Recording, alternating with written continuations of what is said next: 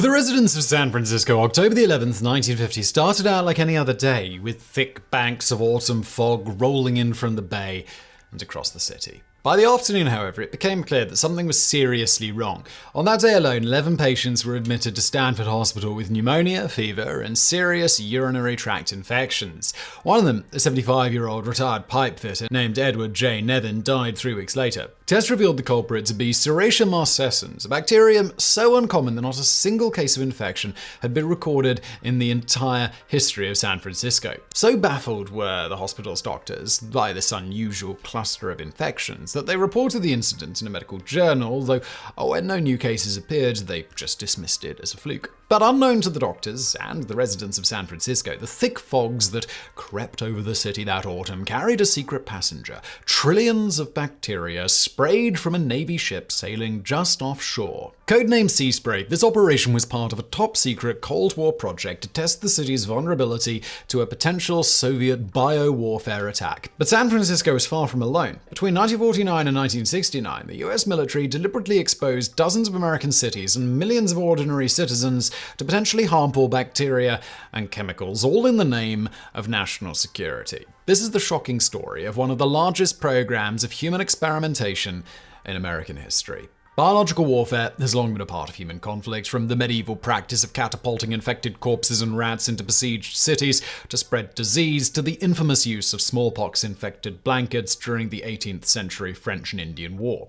But it was not until the late 19th century, when scientists like Robert Koch and Louis Pasteur discovered the microorganisms that cause disease and how to cultivate them, that the development of dedicated effective biological weapons began in earnest. By the time of the First World War, Imperial Germany had built an extensive bioweapons program, perfecting strains of anthrax and glanders with which it planned to infect its enemies' livestock and military draft animals. However, none of these weapons were ever deployed before the war ended. But the horrifying effects of the chemical weapons that had been used during the war, such as phosgene and mustard gas, left such an impression on world leaders that in 1925, 146 countries came together to draft the Geneva Protocol for the prohibition of the use of asphyxiating, poisonous, and other gases, and of bacteriological methods of warfare. The treaty was signed by 38 nations, including France, Great Britain, the Soviet Union, Japan, and the United States, though the latter two would not ratify it until the 1970s. Over the next 2 decades, the majority of the Geneva Protocol signatories avoided developing biological weapons, with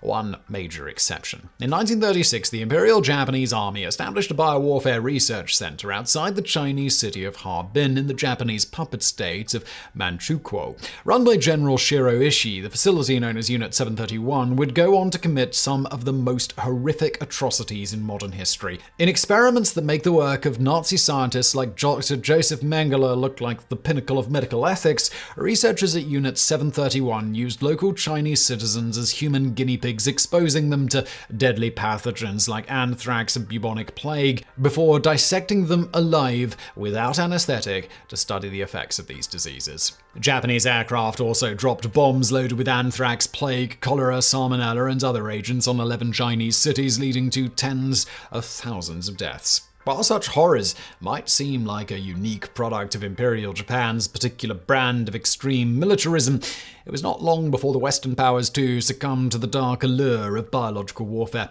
Following the Nazi invasion of Poland in September 1939, the United Kingdom set up its own biowarfare program based at Porton Down in Wiltshire and Toronto in Canada, with research focusing on the weaponization of tularemia, psittacosis, brucellosis, Q fever, and anthrax. And for more on this, please do check out our previous video, Grosse Ile, Canada's Anthrax Island. The Japanese attack on Pearl Harbor on December 7, 1941 also caused the United States to reverse its stance on biowarfare. In early 1942, US Secretary of War Henry Stimson expressed concern to President Franklin D. Roosevelt regarding America's vulnerability to biological attack. In response to this and to growing pressure from the British, in November 1942, Roosevelt approved the creation of an American bioweapons program overseen by the US Army Chemical Warfare Service and centered at Fort Detrick, Maryland. By 1943, 1945, the US biowarfare program had succeeded in producing several tons of weaponized pathogens, including anthrax and smallpox, though none were ever used in combat. American wartime policy dictated that such weapons were only to be used in retaliation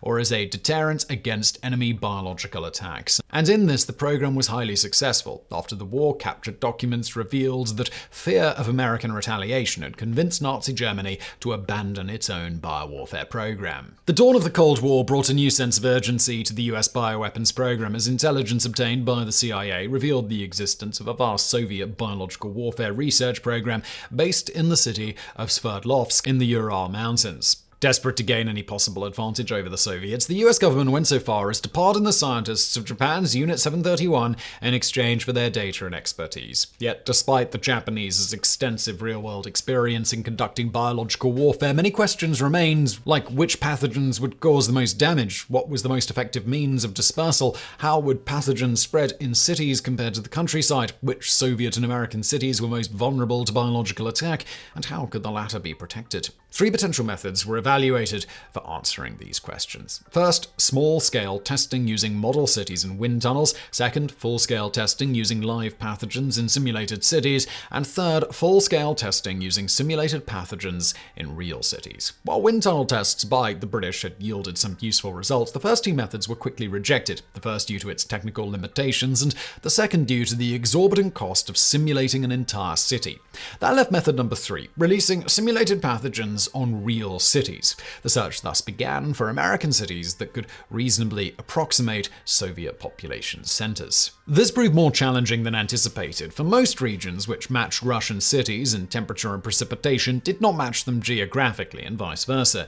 In the end, however, 8 cities were found to have the desired combination of climate, geography, and architecture: Oklahoma City, Kansas City, Omaha, Cincinnati, St. Louis, Chicago, and Winnipeg in Canada, with Minneapolis, St. Louis, and Winnipeg being identified as particularly suitable. Cities in California and Florida were also selected for tests involving coastal areas. To simulate biowarfare agents, researchers chose 4 different kinds of bacteria: Serratia marcescens, Bacillus globigii, Bacillus subtilis, and Aspergillus fumigatus. Chosen for their similarity to real biowarfare agents like anthrax and tularemia, these bacteria were also readily found in nature and easy to grow. Indeed, Serratia marcescens is responsible for the pink film often found growing in bathtubs and toilets. Chemical simulants were also used, including zinc cadmium sulfide, a powder whose small particle size and fluorescent glow made it ideal for tracking the airborne dispersal of infectious agents. At the time, all these simulants were considered harmless to humans. Despite this, for reasons of security and obtaining the most accurate results possible, the residents of the targeted cities would not be informed that the tests were taking place. Thus began one of the most ethically fraught chapters in the history of American military research. The first bioweapons test on US soil took place in August 1949, when agents of Camp Detrick's Special Operations Division released inert bacteria into the ventilation system of the Pentagon. Larger-scale operations soon followed, including Operation Sea Spray. Between September 20th and 27th, 1950, a US Navy minesweeper sailed just off of San Fransisco Bay, spraying a mixture of Serratia marcescens and Bacillus globigii from large onboard hoses. Meanwhile, 43 monitoring stations throughout the city recorded the dispersion of the bacteria. According to Leonard J. Cole, author of the book Clouds of Secrecy, the data revealed that nearly all of San Francisco received 500 particle minutes per liter. In other words, nearly every one of the 800,000 people in San Francisco exposed to the cloud at normal breathing rate, that's 10 liters per minute, inhaled 5,000 or more particles per minute during the several hours that they remained airborne. Similar tests were conducted off the coast of South Carolina, Georgia, and Florida, while between 1953 and 1975, the UK's Chemical Defence Experimental Establishment at Porton Down carried out the Dorset biological warfare experiments, spraying a combination of zinc cadmium sulfide and Bacillus globigii off the coast of southwestern England. In 1965, as part of the Pentagon's Project 112, American researchers released Bacillus globigii at the National Airport and Greyhound Terminal in Washington, D.C. More than 130 passengers were exposed, spreading the simulant bacteria to 39 cities in 7 states over the next 2 weeks. The following year, Bacillus subtilis was released into the New York subway system by dropping light bulbs filled with bacteria on the tracks. These bacteria are also spread quickly through the subway lines, leading citing the official army report on the experiment to conclude similar covert attacks with a pathogenic disease-causing agent during peak traffic periods could be expected to expose large numbers of people to infection and subsequent illness or death. The largest of these experiments, however, was Operation LAC, which took place between 1957 and 1958. Short for large area coverage, LAC evaluated the feasibility of covering large areas with biowarfare agents by releasing them from aircraft. Using Fairchild's C-119 flying boxcar cargo aircraft, LAC released hundreds of tons of zinc cadmium sulfide over 33 rural and urban areas in the Midwestern United States and Canada, with ground stations monitoring the dispersion of the fluorescent powder. The tests revealed the aerial dispersion method to be extremely effective, with the simulant traveling up to 1,900 kilometers from where it was dropped. As covered in our previous videos, that time US scientists injected plutonium into people without their knowledge, and the appalling Tuskegee syphilis experiment, human medical experimentation in the United States has tended to have a strong racial component, often targeting poor black communities and other vulnerable groups. Operation LAC was no exception. Starting in the mid-1950s, the Army began spraying zinc cadmium sulfide powder from motorized blowers mounted atop Pruitt-Igoe, a massive public housing block in St. Louis inhabited almost entirely by poor black people. Simulant was also sprayed from aircraft and trucks in St. Louis, Minneapolis, and Winnipeg, again, mostly in poorer neighborhoods. As the sprayers could not be easily hidden, residents were told they produced an invisible smokescreen that would shield their cities from Soviet radar. Between 1949 and 1969, the US Armed Forces conducted a total of 239 open-air biowarfare experiments on 66 American and Canadian cities, 80 of which used live bacteria. The program was only halted due to a 1969 directive by President Richard Nixon calling for the elimination of the United States' entire stockpile of biological warfare agents, the destruction of which was completed in 1973. While US government officials hoped that all records of the human biological warfare experiments would be destroyed along with the weapons themselves, in 1976, Newsweek reporter Drew Featherston uncovered classified documents revealing many of the secret tests. This in turn led the San Fransisco Chronicle to uncover and report on the Operation Sea Spray experiments of September 1950. In light of these revelations, in 1977, the federal government formed the U.S. Senate Subcommittee on Health and Scientific Research in 1977 to investigate allegations of unethical experimentation. While the US Army believed that the biowarfare simulants used in its live experiments were harmless to humans, it's now known that in large doses, Serratia marcescens and Bacillus cobici can cause serious infections. Indeed, it is now believed that the release of these bacteria over San Francisco permanently altered the microbiome of the region, leading to an epidemic of heart valve infections in hospitals and other serious infections among intravenous drug users throughout the 60s and 70s. And in 2004, a string of infections caused by an influenza vaccine was traced to a Serratia marcescens contamination at the Chiron Corporation's facility in Alameda, California. However, it's now believed that the 11 cases of urinary tract infections on October 11, 1951 related to Operation Sea Spray. As Army officials testified in the 1977 Senate hearings, all 11 patients had recently undergone minor surgeries and the outbreak was confined to a single hospital, indicating that the source of the infection lay inside the hospital itself. Nonetheless, in 1977, the surviving family members of Edward J. Nevin, who had allegedly died as a result of the 1950 experiments, sued the federal government for negligence and financial and emotional harm, with Nevin's grandson, Edward J. Nevin III, stating, "My grandfather wouldn't have died except for that, and it left my grandmother to go broke trying to pay his medical bills." Unfortunately, the U.S. District Court in San Francisco ruled against the Nevins, claiming that there was insufficient evidence that the bacteria used in the test were responsible for Edward J. Nevin's death. Undeterred, the Nevins took their case all the way to the U.S. Supreme Court, with the trial finally taking place on March 16, 1981. In his opening statement, Edward J. Nevin III, himself a lawyer, questioned the legal and ethical validity of the biowarfare experiment, stating, "On what basis of law does the U.S. government of the United States justify the dispersion of a large collection of bacteria over the civilian population in an experiment without informed consent?" Unfortunately for Nevin, the government had assembled a formidable team of legal representatives and expert witnesses, including attorney John Kern, who proceeded to deny every one of Nevin's arguments. The strain of bacteria that killed Nevin's grandfather, Kern argued, was an entirely different strain than the one used in Operation Sea Spray. Furthermore, in tests conducted at Fort Detrick in 1940, volunteers exposed to the bacteria had suffered nothing more serious than coughing, redness of the eyes, and fever, with symptoms lasting no longer than 4 days. Kern then dramatically hammered his his point home by thrusting his pen in the air and declaring, "Every atom in this pen could decide right now to rise up about 6 inches and turn around 180 degrees. That would be about as likely to happen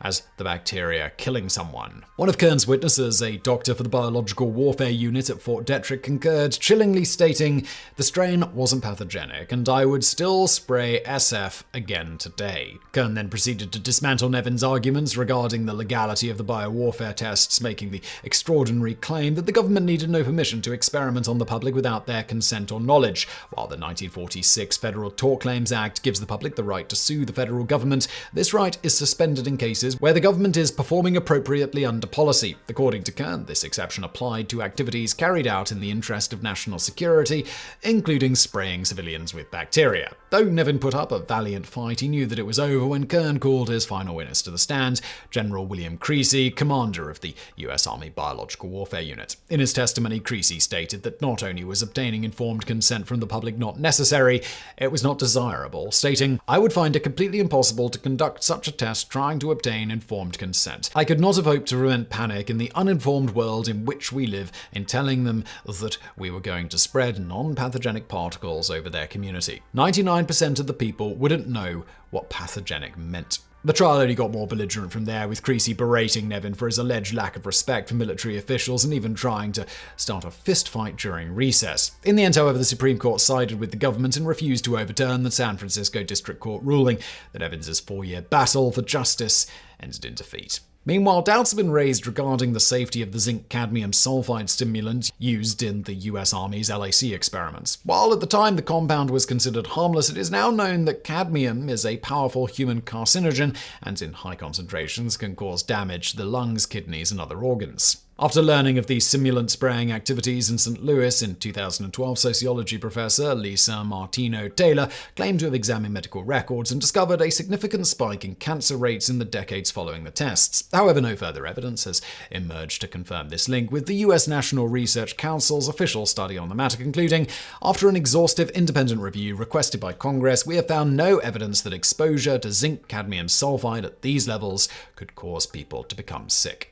Thus, without further independent study, the true impact of the LAC experiments may never be known. But regardless of the morally dubious nature of these experiments, it appears that they did in fact yield genuinely useful results. As Leonard Cole, adjunct professor of political science at Rutgers University, explains, "We learned a lot about how vulnerable we are to biological attack from those tests. I'm sure that's one reason crop dusters were grounded after September the 11th. The military knows how easy it is to disperse organisms that can affect people over huge areas." Today, the knowledge gained through these tests is used purely for defensive purposes. In 1972, 109 countries, including the United States, signed the Convention on the Prohibition of the Development, Production, and Stockpiling of Bacteriological, Biological, and Toxin Weapons, and on their destruction. Since then, the US military has not maintained any offensive or defensive biological weapons capability, not officially anyway. Yet accusations persist that human testing continued in secret. For example, in 2019, Republican Representative for New Jersey Chris Smith alleged that from 1950 to 1975, the US Army released ticks infested with Lyme disease to test its effects on the American public. If true, this would mean that the US government knew about Lyme disease long before its official discovery in 1982. However, no convincing evidence has yet emerged to back up Smith's claims. Along with other secret military projects of the era, such as the CIA's MKUltra mind control experiments and the University of California's plutonium injection studies, the US Army's biological warfare tests represent one of the great ironies of the Cold War. For while these experiments were ultimately intended to protect the public and preserve American institutions, in the end they succeeded only in harming millions of American citizens, shattering their faith in said institutions, and proving the old adage, just because you're paranoid doesn't mean they're not out to get you.